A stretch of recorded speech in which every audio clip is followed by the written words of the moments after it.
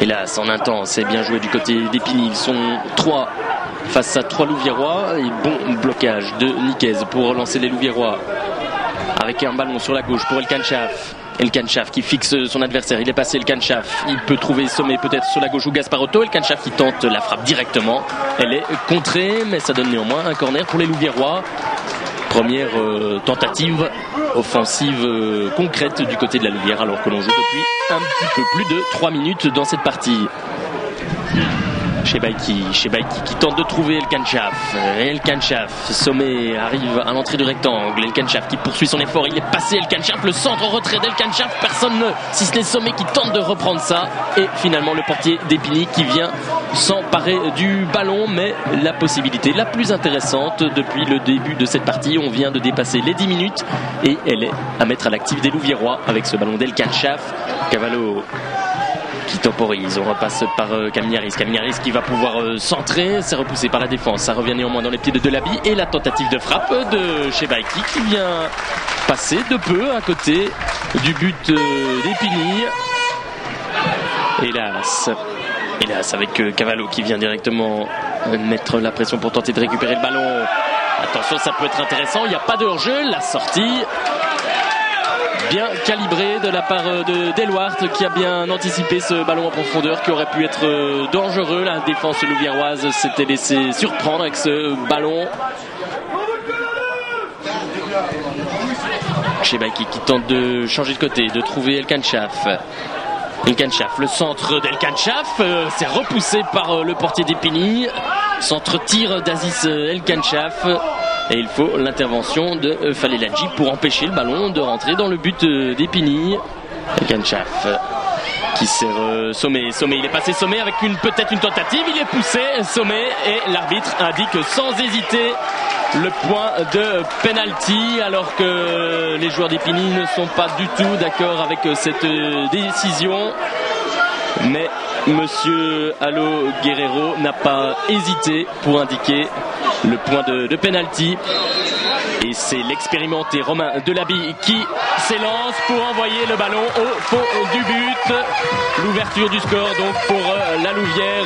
Romain Delaby qui vient transformer ce penalty 1-0 donc, alors que l'on joue depuis quasiment 35 minutes.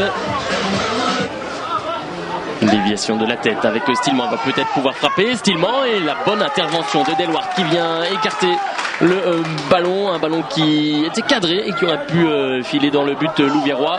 Nouvelle intervention de Delwart qui vient définitivement s'emparer du ballon, mais on a laissé trop jouer là du côté de la défense louviéroise. Stillman n'aurait pas dû pouvoir frapper.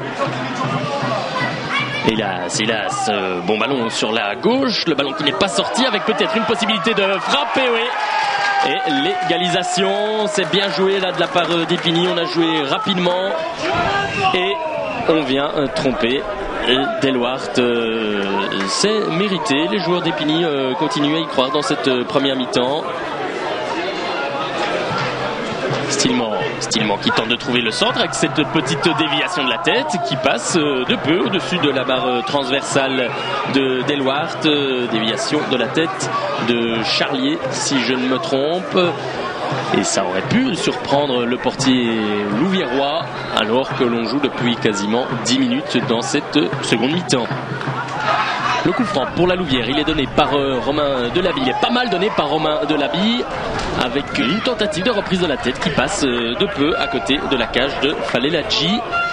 Et Sommet qui fixe son adversaire. Sommet toujours qui insiste. Le centre en retrait, la frappe qui est déviée dans le but d'Épiny. Et les Louviérois qui repassent devant alors que l'on vient de franchir l'heure de jeu.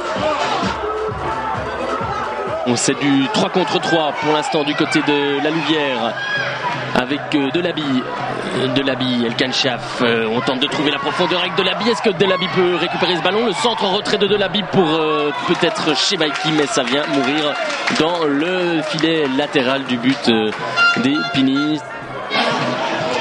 Gnapa, Sommet, Gnapa qui poursuit son effort, intéressant pour Gnapa qui sert Delaby qui vient inscrire le 3e but de la Louvière.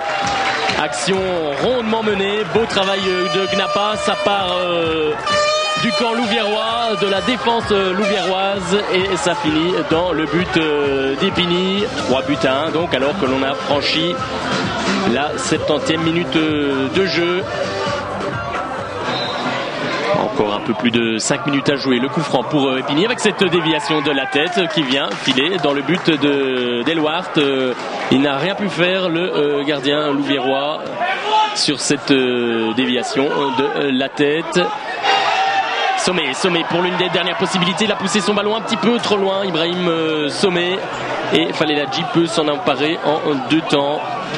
Sans doute une des toutes dernières possibilités dans cette partie. Et donc le score final, 3-2.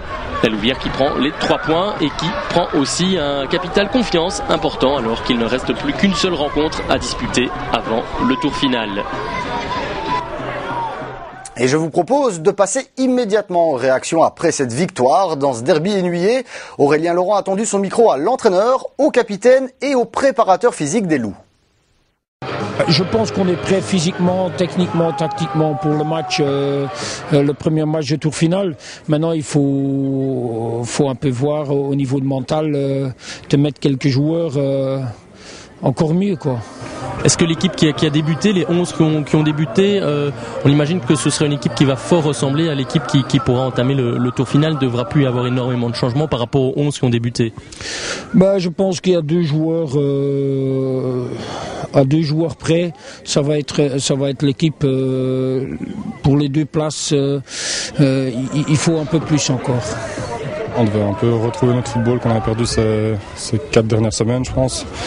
Du fait qu'on a un peu soufflé, qu'on a un peu fait tourner l'effectif, là, on essaie d'être plus conquérant, d'un peu retrouver notre football.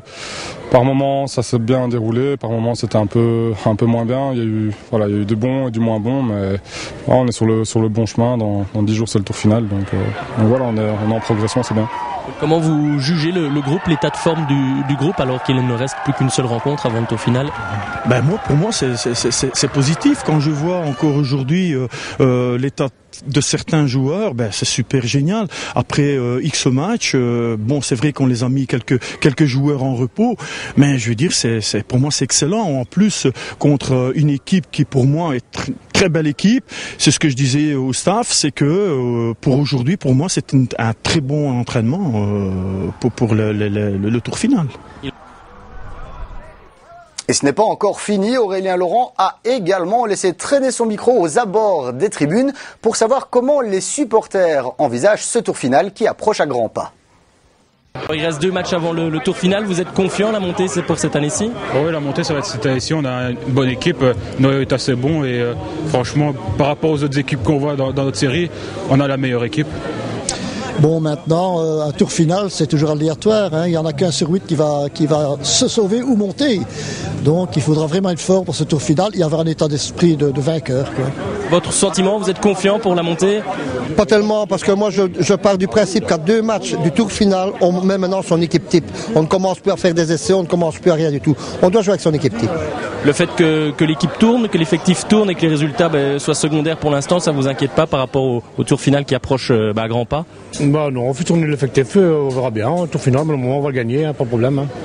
On sait que ça n'a pas toujours réussi au club, en tout cas à l'US Centre. Cette année, pour vous, c'est la bonne? C'est la bonne. Le moment, c'est la bonne. Avec l'équipe qu'on a, surtout si on n'a pas de blessés, je croise les doigts, pas de blessés, pas de suspendus, normalement ça devrait aller. Qu'est-ce qui fera la différence selon vous? Le physique, le mental? Surtout le mental. À ce niveau aussi, fin de championnat et tour final, c'est surtout le mental qui va jouer en primaire, on va dire. On a envie de regoûter à l'ambiance d'une montée, c'est quelque chose de particulier. Surtout que ça fait près de 40 ans que je suis supporter, donc je serais bien content de pouvoir remonter des échelons plus haut, quoi. Nous avons un bloc quand même de joueurs qui ont prouvé qu'ils savaient jouer. Nous avons un coach quand même qui est un monsieur de valeur. Un noyau supporter qui est assez chaud pour soutenir son équipe. J'espère que tout ça fera que l'équipe pourra émerger en fin de tournoi, quoi. Merci. Bon.